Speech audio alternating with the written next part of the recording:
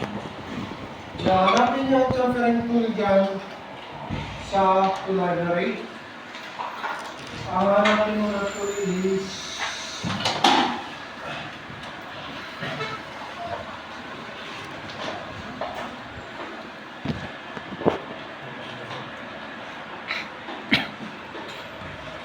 ibase natin sa actual tool na to, natin dun sa makina.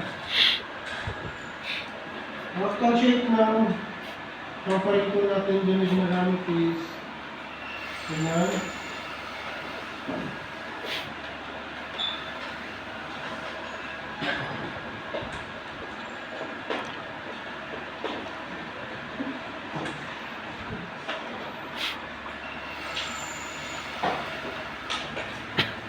Dulo niya, flat end.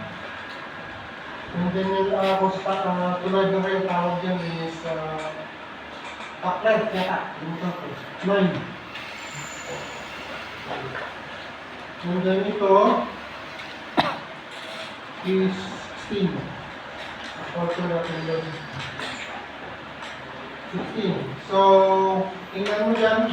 Meron yun dyan. Tingnan mo dyan ang tulad. Okay. 8. Dito 8. Pwede na rin.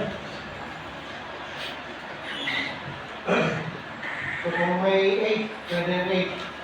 Kung 9, okay na rin.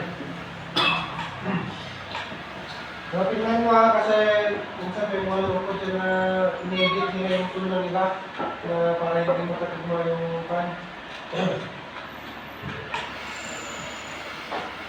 Ang chamfering tool, kung nandiyan sa tool library, yun yung forma niya.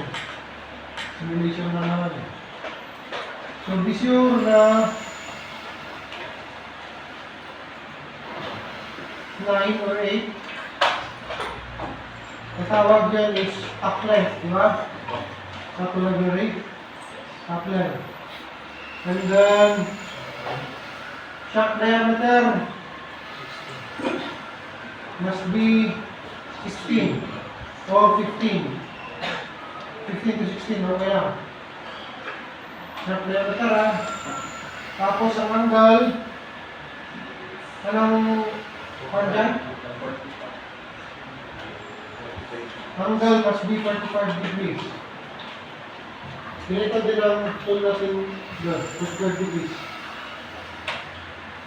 Okay? So, i-create nyo, the chamfer is 1 by 1. Ganyan, basta. Ganyan na eh. Okay?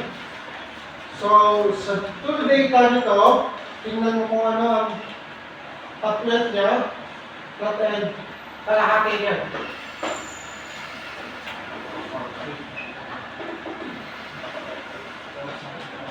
Ha? 4? Kung may ang nandyan, ay sa tool data mo, of course, dito sa offset, 4. Diba? Kung 9 ang nandyan sa'yo, gawin mo 4.5 ang tool data mo. Okay? Kasi kailangan na rin yung tool data para sa CRC.